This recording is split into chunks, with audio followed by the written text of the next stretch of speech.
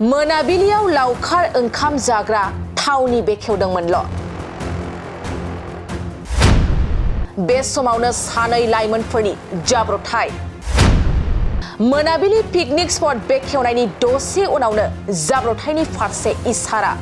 मोनाबिलि पिकनिक स्पटनिफ्राय फैबाय थानाय समावनो गिख्रंथाव लामानि जाब्रबथाय।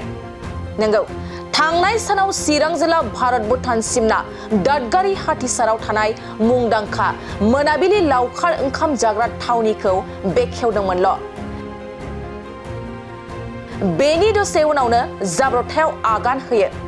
मख'नो गोनांदि सानै लाइमोनफ्रा मोनाबिलि लावखार ओंखाम जाग्रा थावनि बेखेवजानाय हाबाफारियाव रंजा बाजायै बाहागो लाना थांनाय मोनानि 9:30 रिंगायाव मोनाबिलि पिकनिक स्पटनिफ्राय फैबाय थानाय समावनो AS 1906374 नम्बरनि बाइकजों 1 नं सालबारि बालाजार बाजार साखाथियाव गिख्रंथाव लामानि जाब्रबथाय जायो। मिथिनो मोननाय बादिब्ला बे जाब्रबथायावनो सासे लाइमोना जिउ खहा जायो आरो गुबुन सासे लाइमोना गोब्राब जोखोम जायो।